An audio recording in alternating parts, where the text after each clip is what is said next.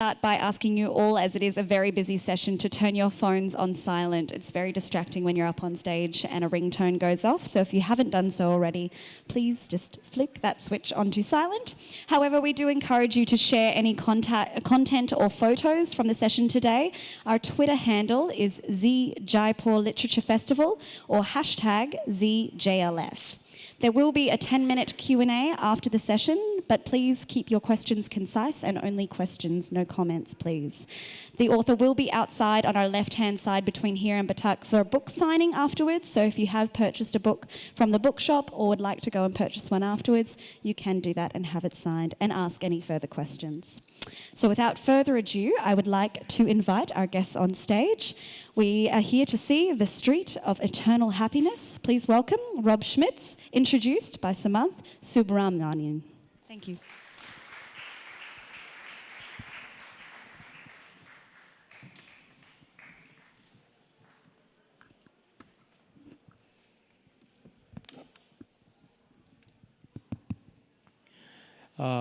Good afternoon. I'm here to very quickly introduce Rob Schmitz, who's here with me on stage, and who is the author of Street of Eternal Happiness, Big City Dreams Along a Shanghai Road, a book that I think is of particular interest to a lot of us here in India because we are frequently promised by politicians of various stripes that they will convert one city or another into the next Shanghai. And I think by reading Street of Eternal Happiness, we can actually get a little bit beyond that phrase to think about what it means for a city to turn into the Shanghai that we know today, the kind of changes that are visited upon a community, upon a society, and upon the physical infrastructure of the city itself. Rob has been a Shanghai correspondent since 2010. He was first with a very popular marketplace radio program, and now since August he is with NPR, National Public Radio. He revisited China for the first time as a Peace Corps volunteer way back in the early 90s, I think? Early 90s, yeah. And the street in the title of his book is Changle Road, which really translates directly into Street of Eternal Happiness.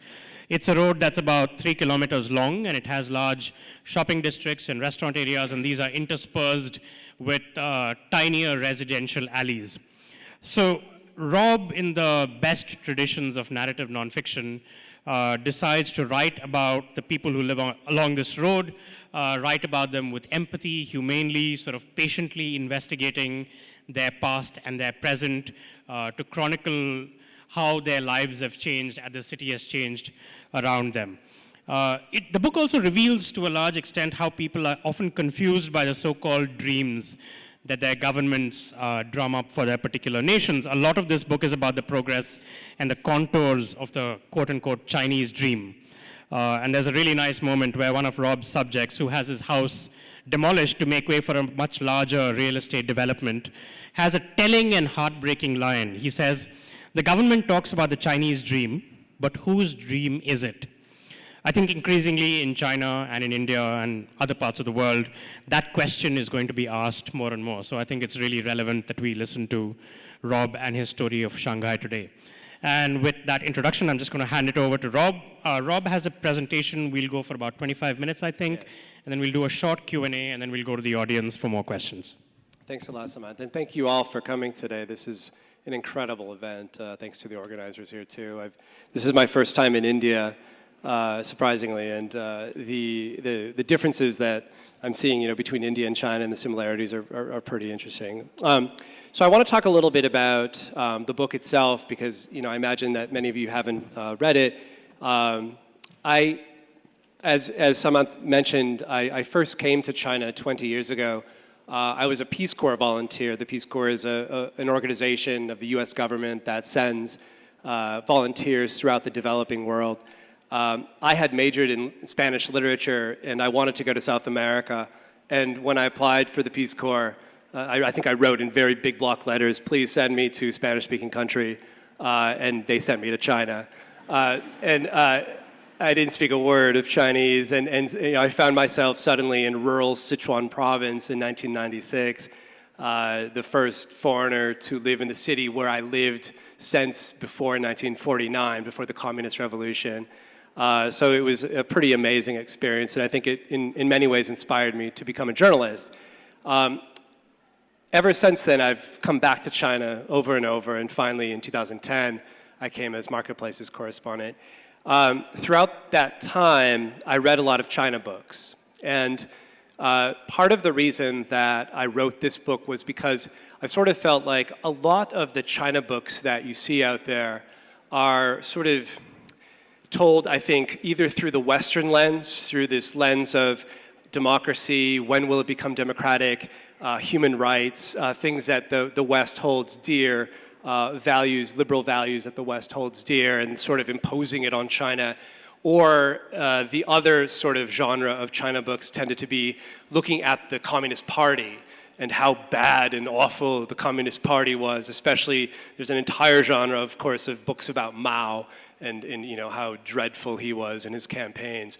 And so these tended to be the majority of the books that I would often read. And I liked many of them, but my favorite books on China tended to be the books about the people of China, individuals, what they thought, what were they talking about, what were their dreams, what were their struggles.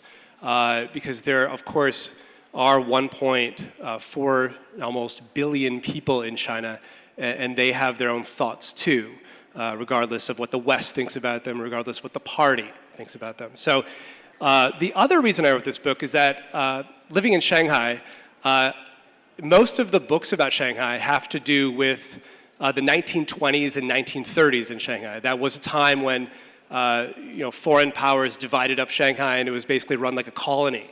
And so it was basically a huge, like, sort of foreign decadent playground. And this is a very kind of you know, popular genre of book too, because for publishers, it's full of sex and violence and drugs, right? And you can just never get enough of that. It's very kind of raunchy stuff. But there didn't seem to be a single book about Shanghai today, about what Chinese people in Shanghai felt and thought and were talking about. And so that was the other reason why I thought a book like this was needed. I want to start my presentation by giving you a slide of the cityscape of Shanghai. Many of you probably have seen pictures of Shanghai, but next slide, please. There we go. I think I took this picture before they actually built the tallest tower. This is taken from the second tallest tower in Shanghai. Now they have the Shanghai Tower, which is the second largest building in the world. And I'm going to read actually the very first chapter of this book, where I sort of paint the portrait of the street that I profile, as well as Shanghai itself. The street of eternal happiness is 2 miles long.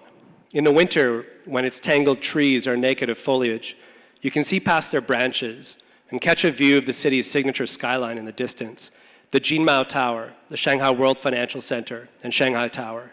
The three giants stand within a block of one another, each of them taller than New York City's Empire State Building. Below, people are too busy to take in the scenery. Today will be the first day of life for babies born at the Shanghai No. 1 maternity hospital along the street's midsection. For several souls at Huashan Hospital's emergency room at the street's western end, it will be their last. In between, there is life, in all its facets. A bearded beggar sits on the sidewalk playing the bamboo flute. Lovers pass them hand in hand. Cars honk and lurch around the two men, spitting at each other and thrashing over whose car hit whose. A crowd of uniformed school children gathers and stares. An old woman with a cane yells at a vendor in disgust over the price of lychees. And the rest of the street pitches forward with a constant flow of people, cutting through bursts of savory-scented steam from pork bun stands and the sweet benzene exhaust of traffic. Life here is loud, dirty, and raw. On a map, eternal happiness is a tiny squiggle to the southwest of People's Square, the center point of Shanghai. My home is at the western end of that squiggle. It looks out over a canopy of leaves that most of the year appears to hover 2 stories above the ground. Below, these plane trees are the only living things standing still. I spend mornings zigzagging around their trunks from sidewalk to road and then back again among pedestrians vying for space in their shade. Few streets in China are lined with trees like this, and on the weekends, the bustle of local workers is replaced by groups of tourists from other parts of China, pointing telephoto lenses down the streets at rows of limbs, admiring their exotic beauty. The French had planted them in the mid-19th century when Europeans and Americans carved up the city into foreign concessions. Nearly a century later, the French were gone, but the trees remained. The Japanese bombed Shanghai and took the city for a time, but they eventually retreated too, leaving the French plantings unharmed. Then came the communists under Mao with revolution, class warfare, and the untimely death of millions. The trees endured. The street is now a capitalist one, lined with restaurants and shops. When I stroll along its sidewalk, I sometimes catch glimpses of rundown European-style homes through the cracks of closed gates. And I think about the relentless churn of history this street has witnessed. Here, an empire rose, fell, and now rises again. Only the trees were constant. So, I wanted to go, thank you. I want to go to the next slide, please. The name of the street that I profiled is actually Changlelu, which actually in Chinese, the literal translation of Changlelu is actually Long Happiness Road.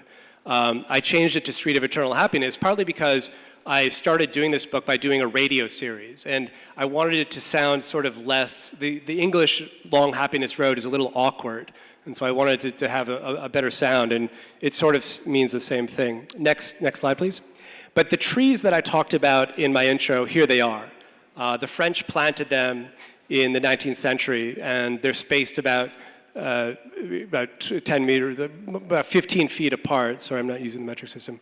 And the Shanghai government actually prunes them so that they stunt their growth, so that they, instead of growing straight up, they grow out. So in the summer, they create this big tunnel.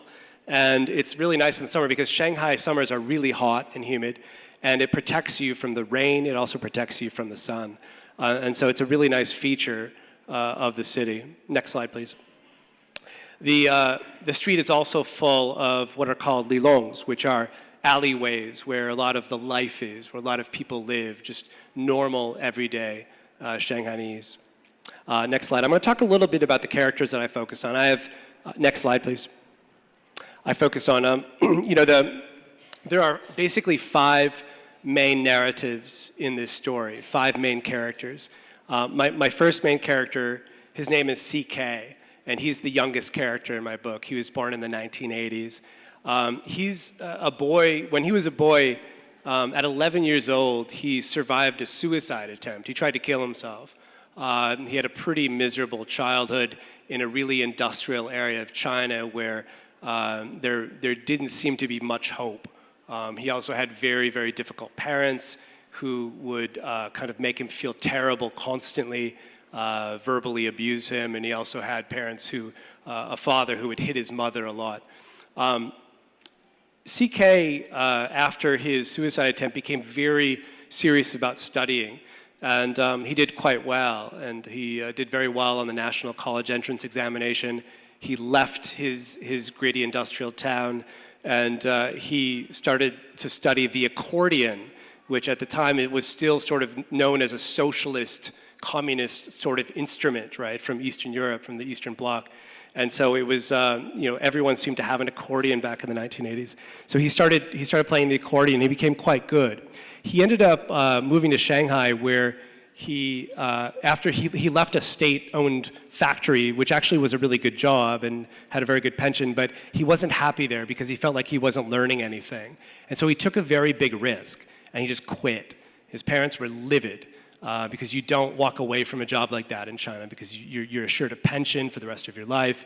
And his parents were very, very angry with him. Instead, he just moved to Shanghai and started working with an Italian engineer who wanted to set up an accordion assembly line in Shanghai. And so this engineer taught CK how to build an accordion from scratch and how to teach other people how to do the same thing on an assembly line. So he learns that. And then within a few years, he's making, with this Italian company, more money than an average American makes. And he's saving a lot. He's sending it home. His parents suddenly are swallowing their words. They're not angry anymore, of course, because they're getting more money from him. And he decides to start his own cafe, which you see in the background here. It's a sandwich shop. He had enough money to go and travel to the United States, and he went to his sandwich shop. And this inspired him to start a sandwich shop. It's sort of like if you go to a noodle shop in China and you're like, oh, this is amazing, and you decided just to start a noodle shop back here in India. But of course, CK doesn't really know how to do business very well. And his sandwich shop is a complete money loser. He's losing so much money, but it doesn't really matter because he's making enough to sort of absorb it. And it's mostly a hangout place for his artist friends.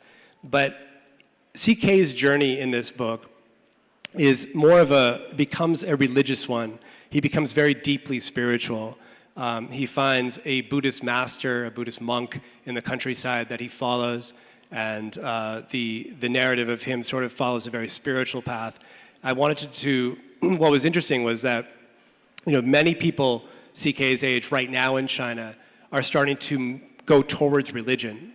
This is the first time that this has really happened in China since the communists took power. The communists obviously the state religion is atheism, really.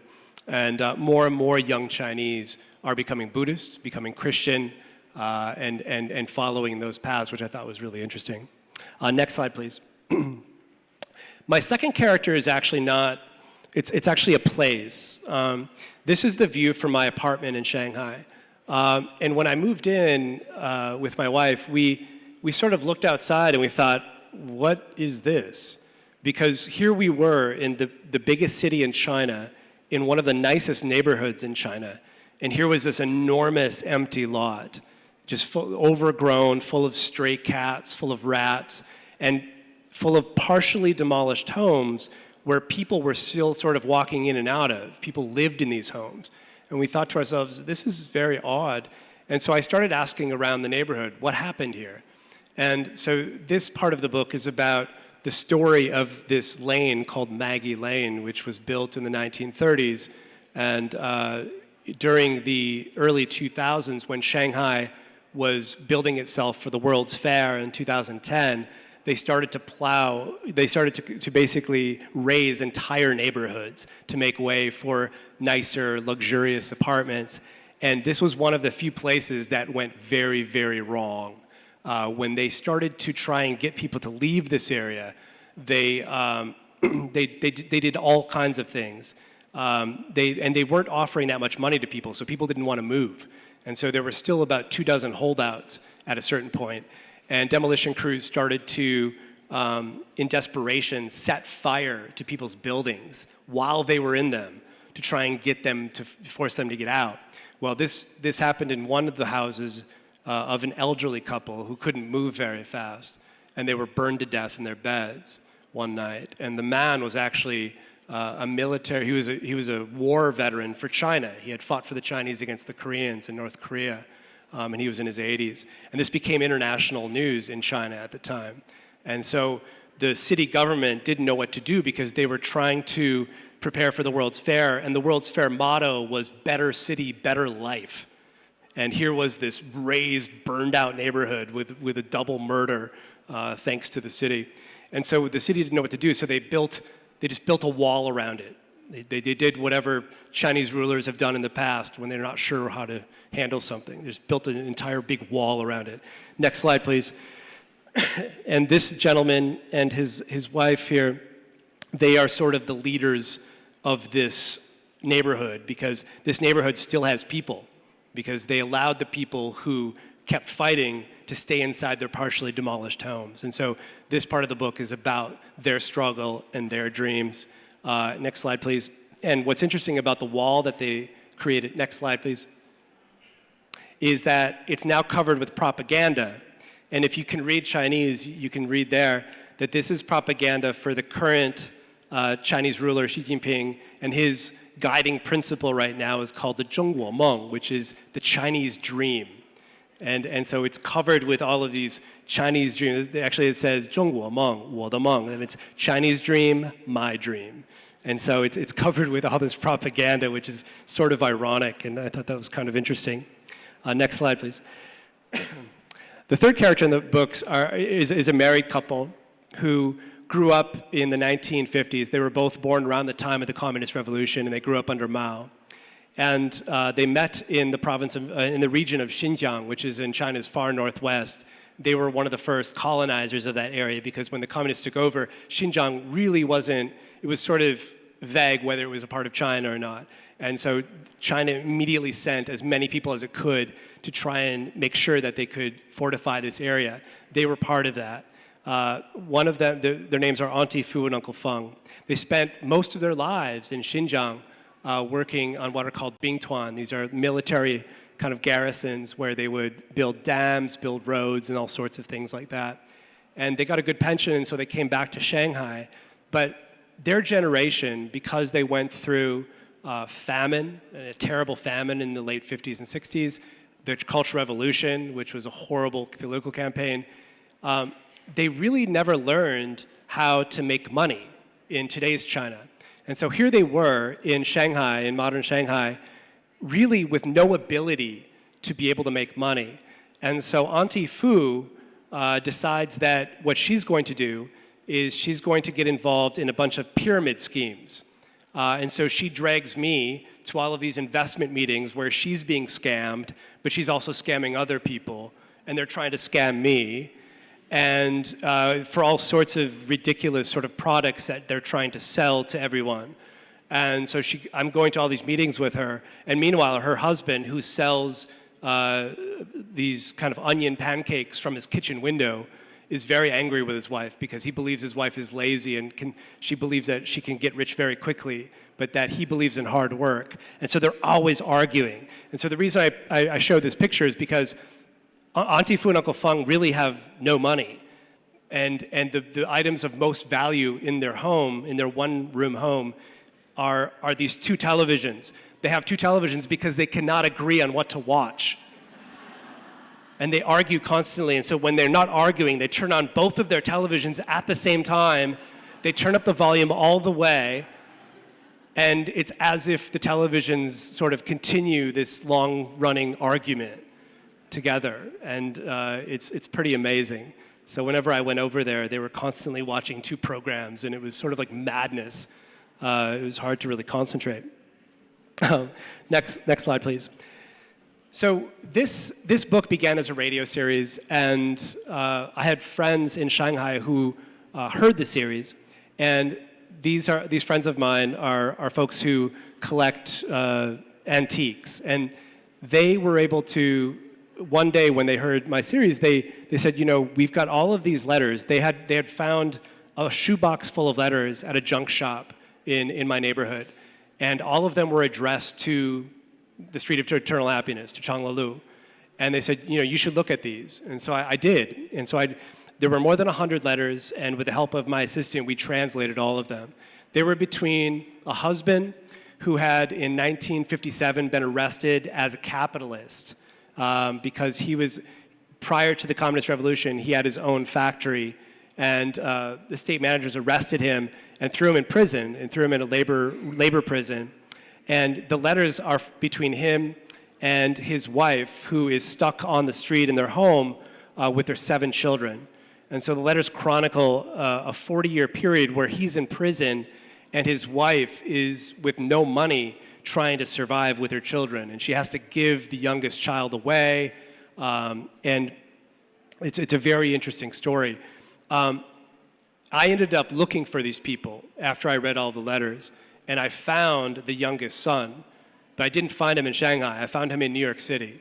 And he and his mother, who is still alive, had won the visa lottery to the United States. Every year there's a lottery where people can get a green card. And they had actually won it, which is really random and rare for the US. And they were living in Queens, New York. And they lived in a really poor area of Queens near Flushing. They had rented a room. And he was now in his 50s, and he spends his entire days at the Flushing Library taking English classes to learn English, taking business classes, and taking the equivalency of a high school level classes so that he can get his high school diploma. And so I follow his story as he graduates from high school at the age of 58 years old in America. The next slide, please. So my final character is Zhao Shiling, and she's probably one of my favorite characters. She grew up in a coal mining town, and she married a coal miner, and after having 2 children, she left a very abusive husband and went to Shanghai to work at a factory in 1992. She worked very hard, and she made enough money to support her 2 boys, as well as to start her own flower shop. So she owns a flower shop at the end of the street. And the issue with her is that she brought her oldest son to Shanghai. So he grew up in Shanghai. He went to elementary school there, junior high, and he did very well. He was the top of his class in every single year in Shanghai. He had won a national essay writing competition. He was a track star. But in China, there's a system that's called the hukou system, which is if you live in China and you're from the countryside, you're forced to go to high school where you have your household registration, which is in your home village. So when it came time to go to high school and he wanted to go to college, he had to go home, back to this really small coal mining town. And this was sort of the beginning of the end for him. He wasn't able to concentrate. His mother wasn't there. His father's very abusive and was working most of the time, so he wasn't there. He started playing video games, and he dropped out of school. He returned to Shanghai as a migrant worker, just like his mother. And so I pick up the story where his mother, feeling very, very guilty about all of this because she believes it's her fault, her mission right now is to try and find a wife for him. And he's a very, very picky boy. He doesn't like any of the girls that his mother is introducing to him. Is that you? Wow, I think they warned us about that, didn't they? So I'm going to read a little from a part of the book where she's trying to set up her son with this girl, and he's never met this girl. He's only chatted with her online, and he only knows her from her face, and he hasn't even seen her whole face because her profile picture is a picture of her with an air mask on, and on the air mask is a Hello Kitty. You guys know the Hello Kitty sign. And so that's all he knows about her. And so we're about to go, I go with them to their hometown in the countryside, and they're going to go there because they're attending a wedding of her nephew. But in fact, what she's trying to do is she's trying to set up the wedding for her own son with this Hello Kitty girl. And so I'm gonna read from that.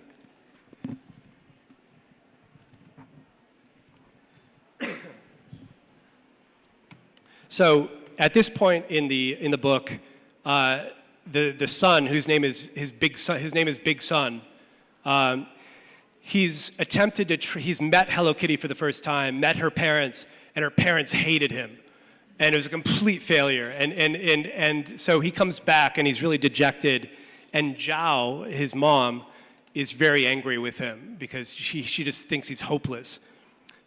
Zhao looked up. Where is she now? She's talking about Hello Kitty. She asked Big Son. She's at work at the grocery store, he said with a sigh. Zhao stood still and stared sideways in deep concentration. There was only a day left to finish this. Where her son saw a dark pit of hopelessness, Zhao saw opportunity. 10 minutes later, the entire family was outside the grocery store, demanding to talk to the girl. Big Son and his mother stepped up to the warehouse door at the back of the store.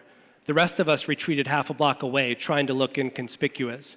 But the presence of a foreigner this far afield from the big city began attracting a throng of onlookers.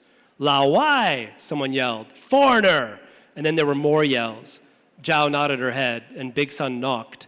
Zhao walked away to join us down the street. She had done all she could. Her son would have to take it from here. More people stared at me. On the street, rubberneckers in their cars stopped. One of them honked his horn. Big Son glanced back at us with a look of horror. His courtship was turning into an event. The door opened, and the girl stepped into the doorway. Hello Kitty looked more Shanghai than Zaozhuang. Zaozhuang is the city where this village. She was petite and very pretty, but she had the temper of a local girl, and she looked to be on the verge of losing it when she saw Big Son. Why are you bothering me at work? She screamed at him, flailing her arms. We stepped around the gawkers to get a clear look. Zhao stood in front, holding the hand of little Shuoshua, that's her grandson, who sucked on a lollipop. Hello Kitty turned her head and finally saw us. Eh? Who are all these people? She shouted, stretching an arm toward us. The gathering mob now had something else to stare at, a live soap opera unfolding on the streets of Zaozhuang. For a moment, all was quiet as the point of distraction shifted.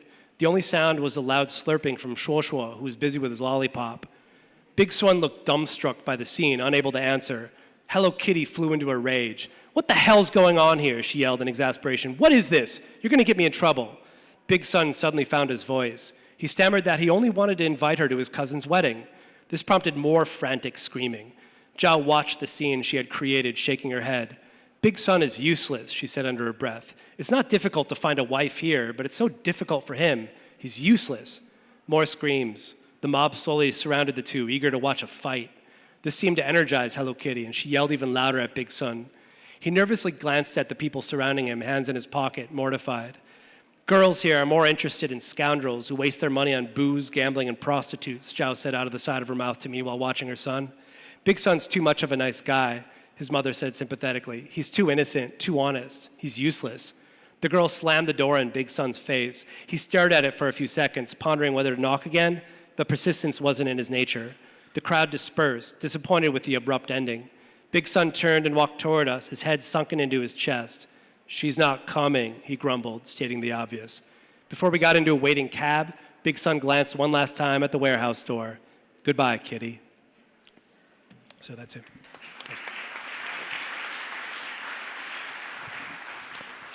So I think I'll end it there, and maybe we can open up for discussion. Yeah, I had a couple of, I thought we could start off with this observation you made early in your presentation when you said Shanghai hadn't been written about properly since the 1920s and the 1930s. And, you know, in retrospect, we find this puzzling, right? Because Shanghai is, in a sense, particularly over the last 2 decades, emblematic of the sort of idea we have of China as a nation that is sprinting into modernity and prosperity, at least from the outside. And I'm wondering what this says about Shanghai's role in China's history over the last 80 years, that at least to Western writers, maybe to writers from outside China, it has been relatively ignored by chroniclers until somebody like you came along. Yeah, I think you know, Shanghai is seen by the Chinese government, I think at least, as a symbol of what China hopes to attain. You know, when you look around China, you see all sorts of cities that use Shanghai as a model to build their own cities. You know, Shanghai is sort of the model for all cities in China. And you know, what's interesting though, I think, is that when you go to Shanghai, many of you probably here may have visited Shanghai, it looks amazing and beautiful from the outside. But once you start talking to people, you realize that half of Shanghai isn't from Shanghai, actually. They're from all sorts of places throughout China. And in many ways, what I think is that Shanghai, in many ways, to me at least, is similar to New York City at the turn of the 20th century. So when you look at New York City back at the turn of the 20th century, you know, my ancestors, for example, came from Germany at that time.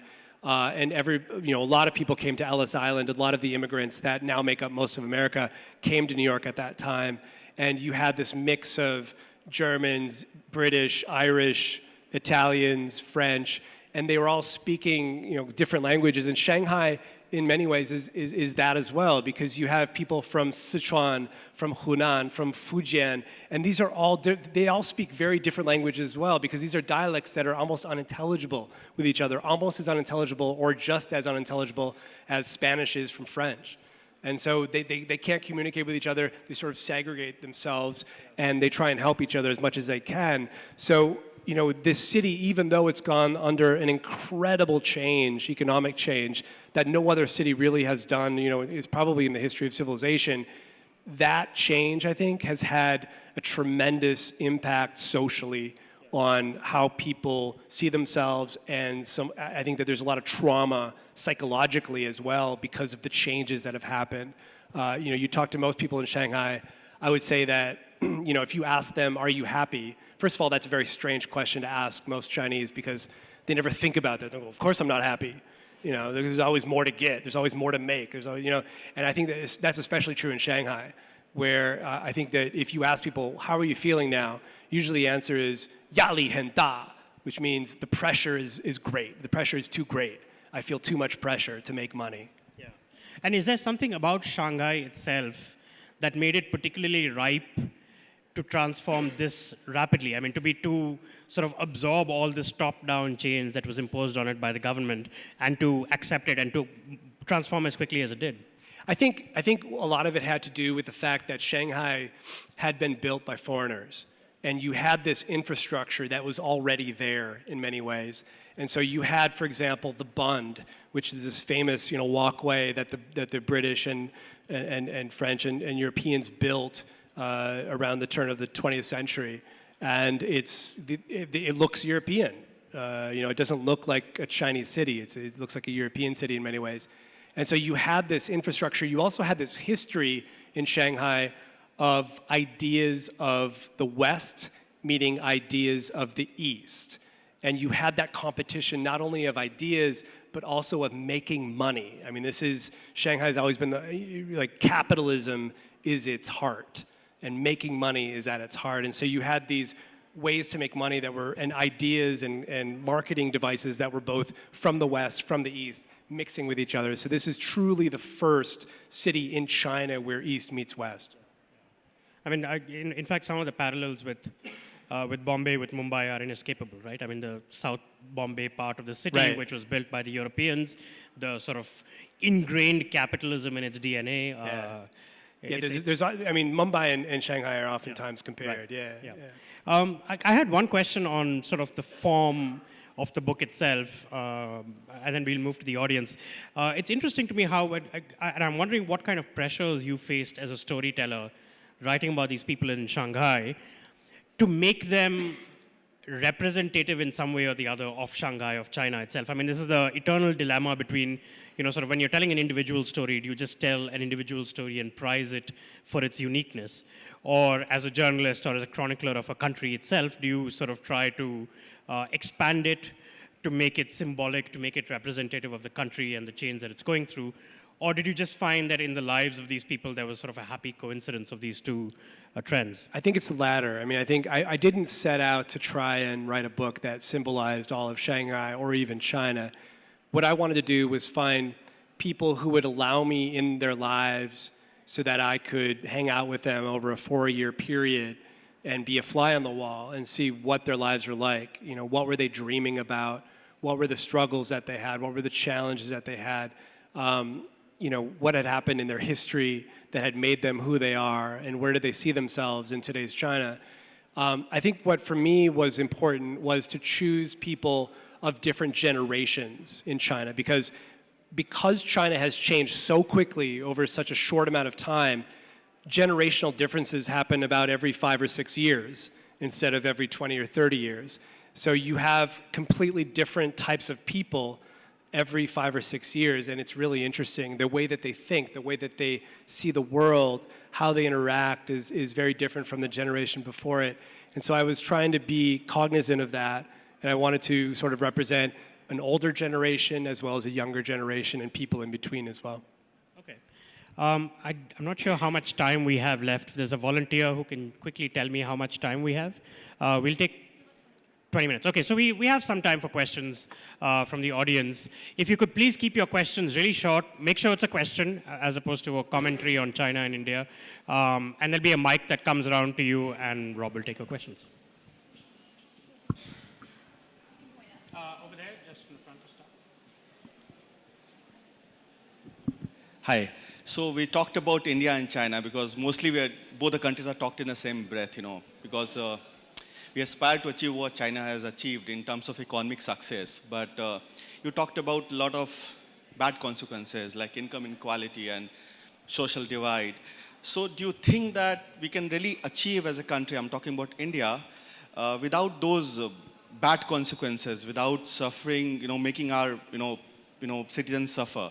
So can we really be there? Because we really been wanting to be there, and what China has done. Can we replicate that? And just to add to that, in India, in some sections of the commentariat, there is often a feeling that, India could be China, but for that pesky notion called democracy, citizens' rights and so on, that if only we could get rid of that or shrink that a little bit, we could progress much faster. And I'm wondering what your thoughts are on sort of the relative value or the trade-off that you make when you have democracy, but maybe what comes along with that is a slower stage of growth. I think that's the essential question that many economists are asking themselves today about the developing world. I mean, do we need to go the China route, which is an authoritarian regime that limits people's rights, limits political freedoms, but is very, very good at creating infrastructure, at making things happen, at basically creating an infrastructure that will serve the people. China in the last 10 years has built the largest high-speed rail network in the world. It took them 10 years to do this. This would never happen, not only in India, but it would never happen in the United States. People would fight it. If you want to build a railway that goes through people's backyards, can you imagine the lawsuits that would happen? But in China, they can just do this. They can just build it right through a town, and everyone has to move, and you have to do it for the greater good, right? I'm not sure, and I don't have a good answer to that question. But what I do know, and what I can tell you, is that this system of governance is very difficult for everyone, and everyone is touched by it in a certain way in China. And in the book, I sort of compare it to swimming in a rip current. If you've swum in the ocean and in a waters with a rip current, you know that if you try to swim against it, you will drown, right? If you let it take you out, you'll be out to sea, you'll never get back to shore. The way out of a rip current, of course, is to go with it, but at your own angle, right, to get out of it. And I see the party in many ways, the political system, as the rip current. But I also see the society of China as well as part of this rip current as well, as part of this system, because I think that there's huge expectations that Chinese parents place on their kids that are completely independent of political parties in China.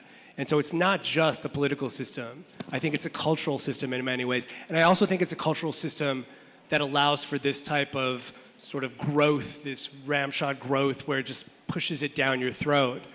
So I think it's not just political, it's cultural. And I think it's not an answer to your question because I really don't know the answer.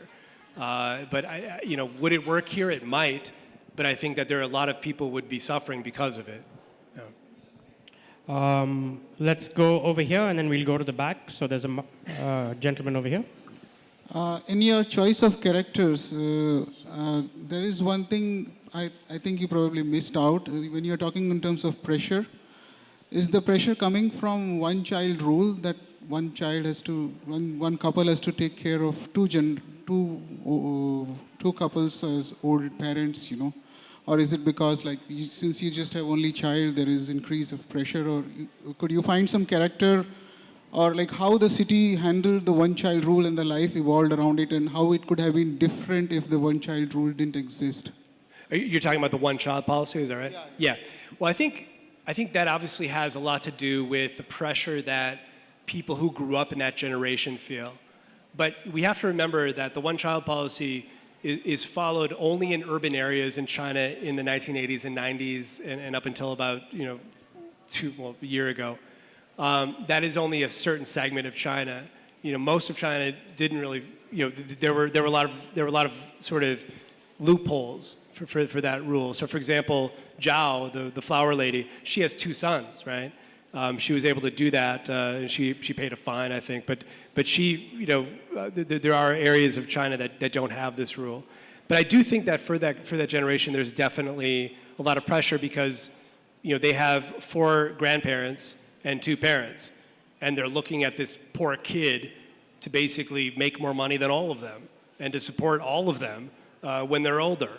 And so all of this pressure is on this poor kid. And so what that does to limit your dreams, I find interesting because suddenly if you want to, for example, be a musician or an artist, that's not really an option.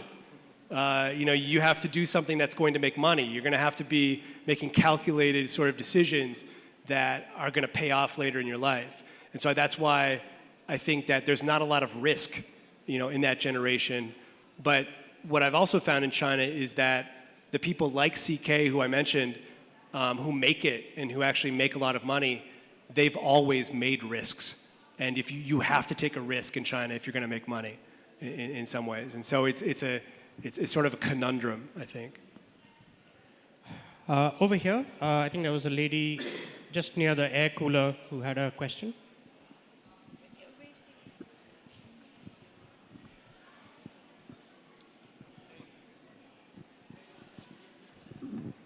Hi.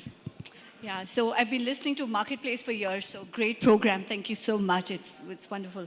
My question is, I know this is your first trip to India, but have you met, you've chosen some very interesting people in your book on Shanghai. Have you met any interesting people like that in your short visit? as In yet? India? Yes, people that you'd like to write about, or do you feel like you need to really stay at a place to kind of find those people? I'm just a little curious about that. Well, I'll tell you what, I mean, upon arriving here, I just sort of felt like India sort of is like sucking on a fire hose. It's just like, it's like really in your face, right? I mean, it's just, and I love that. I love the fact that it really, life here is everywhere. And it reminded me a lot of, walking along the streets and things, it reminded me a lot of what China was like when I first came to China in the 1990s, before all of these, economic reforms and everything. That's the part of China that excited me, the life on the street and what these people did. And so, yeah, I think actually when I arrived here, I told my wife, we were driving around, and I said, wow, I'd love to be posted here. This place looks incredible. It's like Dorothy when she goes from, in Wizard of Oz, when she goes from black and white into color, I felt like Dorothy a little, everything was alive and amazing. And, so, I mean, but you're catching me at my first introduction to this culture and this society. So I'm sort of still in the honeymoon phase, I would say. Has that in-your-faceness in China declined since then? Yeah, it's not, well, in some ways, because I think China's, I live in Shanghai now. I don't live in, a village or a smaller place anymore. And Shanghai is really clean and sort of almost like Tokyo in some ways now. It's got a very efficient, subway system. It's more sanitary, and there is on my street a lot of life, but I would say that, I mean, it's not like it was, 20 or 30 years ago when it was just sort of crazy, so it's definitely developed in that respect, I think. Yes, over here, near the aisle.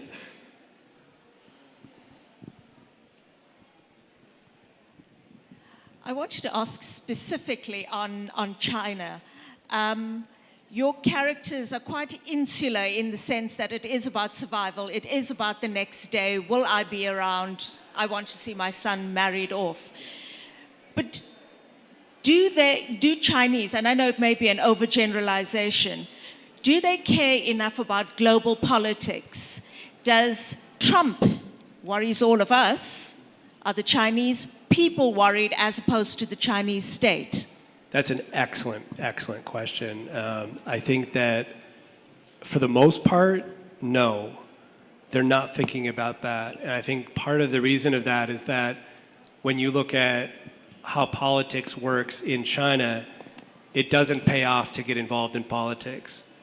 Unless you're going to become a young party member from high school or college onwards, and your goal is to be an official, and you've got a clean record, and you can do that, which is a very small percentage of the population, it never pays off to participate in politics in China. It's going to bring a lot of problems to you. And so people, as a result, usually in China, stay away from politics. They think about it, sure, and they might complain about it, certainly, and they're not afraid to talk about it. I think that's the misconception about China that a lot of people outside of China have, is that, oh, Big Brother's always watching them and they're always under the thumb of the party. That's not really the case. They actually have a lot of freedom to talk about it in a very critical way, and they do that, and they're very open about it. But I wouldn't say that they would actually take action of any meaningful sort in politics. And so when they're thinking about Trump, I mean, look at the information they're getting. They're getting it from the state press, right? And so I was just told that the state press was told the reporters at state-owned newspapers in China were told not to criticize Trump the other day, which I thought was fascinating. And they also played down the inauguration yesterday as well, the Chinese newspapers. In fact, one of the photos I saw, I think it was in Xinhua today, it was on the front page of the biggest news organization in China. It says, Trump, 45th president, 45th US President Donald Trump. And then you had a picture of Hillary and Bill Clinton at the inauguration of Trump. The Trump wasn't even in the picture. I think there was like a subtle hint that, gosh, maybe we should have boosted her before the election, because they, the Chinese leadership, I think, wanted Trump to win before the election. This is before, of course, he started talking about Taiwan. As a sort of follow-up question, I mean, we've established that here in India, we talk about China a lot, right from policymakers down to sort of students and so on. I wonder how much people talk about India in China. I mean, what is sort of the, this whole India-China, as you said, it's a hyphenated term here in India. Do people really talk about China a lot here in India? I think they do, yeah. Yeah. They do. Okay, that surprises me. No, the Chinese do not talk about India, and I think that that's not a country that is really on their radar, and that is shocking to me in many ways because there are so many similarities and challenges, that you face because of your respective populations, right? But it is, most Chinese that I know. India is not really on their radar. That's amazing because I mean, like if you read, for example, a news report reporting India's GDP growth over the last year or so, Yeah. in the very second paragraph will be undoubtedly China's, That's interesting. growth rate for the same year. It's sort of a constant frame of comparison. Yeah, I mean, I think what many Chinese are talking about are America. They talk about America. They're looking like we want to be like America, or we want to have as much money as Americans have, right? They're looking forward. They're looking like we want this, and I think that's what it's an aspirational thing, and they're looking at, when Chinese, for example, they travel to Europe a lot, and they travel to America, and they travel to Australia and New Zealand, these places, and so they usually don't choose to come to India or to other developing countries that are sort of on the same level as China. That's not what they're looking at. Let's see, we have 3 questions. So let's go over here first on this side. We haven't been here. Oh, there's a mic coming to you. Just one second. So my question is that when you compare authoritarian political leadership versus, say, a democracy, often people talk about how authoritarian leadership is quicker to get things done, while a democracy requires a lot of consensus and so on. But one of the drawbacks of authoritarian thing could possibly be that somebody may make a monumentally bad decision, which could then take the country a wrong way, or somebody could make a particular decision of that sort without consensus. As far as we've seen, China has not made this sort of drastically bad decision in the past, as, for example, monarchs have in the past. Is there some sort of system that the party internally has which manages that sort of context and prevents them from taking really big decisions which may go wrong or something of that sort? Or it just doesn't tell us about. Well, so he said that in authoritarianism, usually the disadvantage insofar is that there will be monumentally bad mistakes made because there's no sort of public Absolutely. consultation or anything like that. We've seen that in China. So you have seen that. So he says that we haven't seen it, but you should maybe give us some examples. Oh my gosh, any period under Mao's rule is probably an enormous mistake. I mean, killing all of the landlords and capitalists and anyone who could actually help the country make money, big mistake. Trying to melt down all of your pots and pans so that you can become the biggest steel-making country in the world, and then having 36 million people die as a result, big mistake. I could go on and on. Basically, every single decision after 1957 or 58 or so made by the party through Mao was a horrible, horrible mistake. And it set China back, possibly decades, if not a century or more, I think, in their development. And so I think, now, China's learned from that, I think.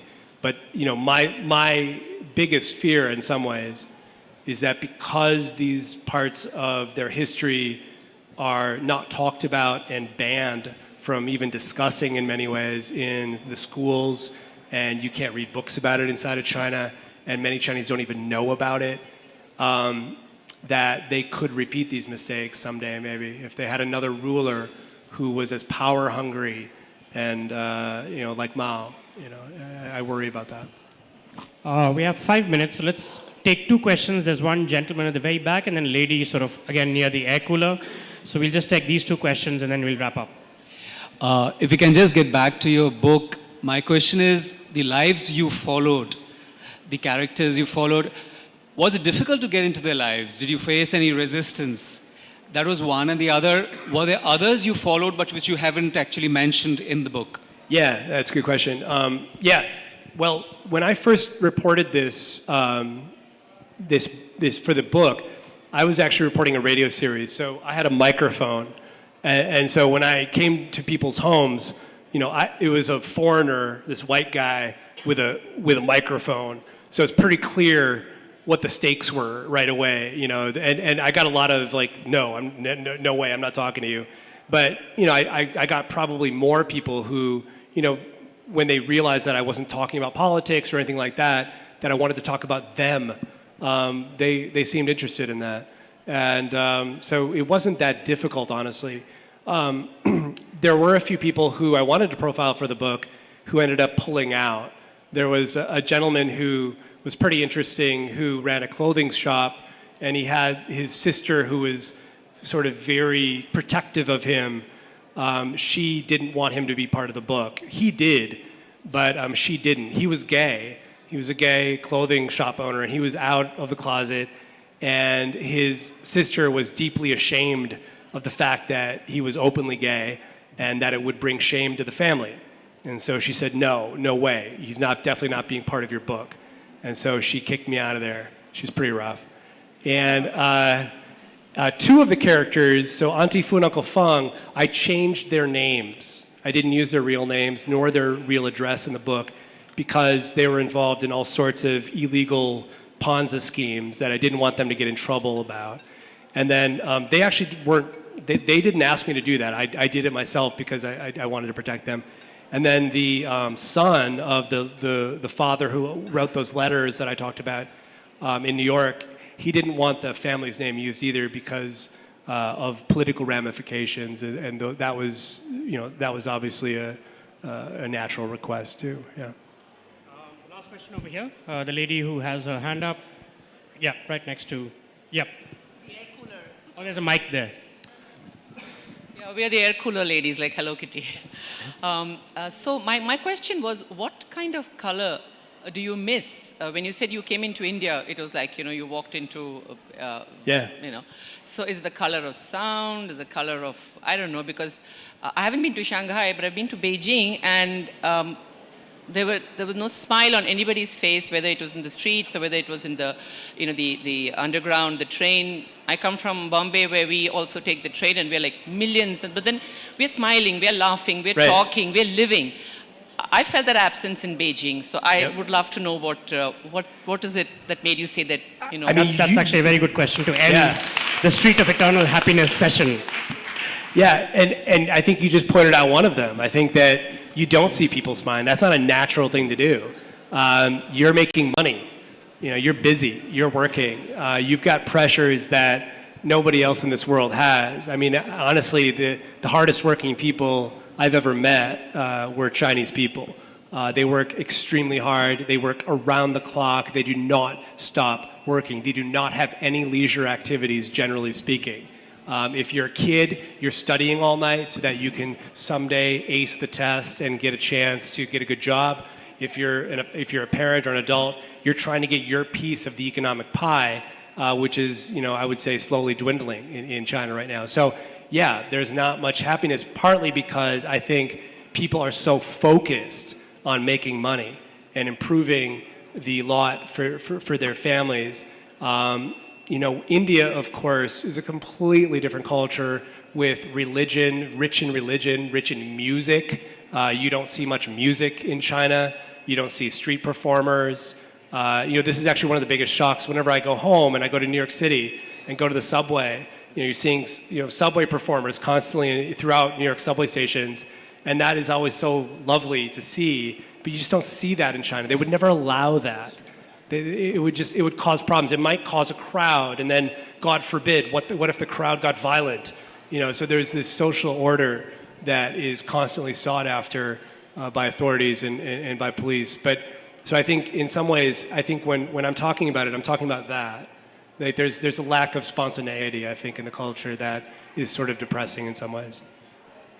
Wonderful. Thank you so much, Rob, for being with us today, and thank you to the audience for your questions. This was a pleasure. Ladies and gentlemen, please continue to give a round of applause for Rob and Samanth for your time here. Now, Rob will be signing his book, Street of Eternal Happiness, outside on our left-hand side between here and Batak. So if you have any other questions or if you'd like to get your book signed, then please head over there. Tonight at Clark's Amir Hotel,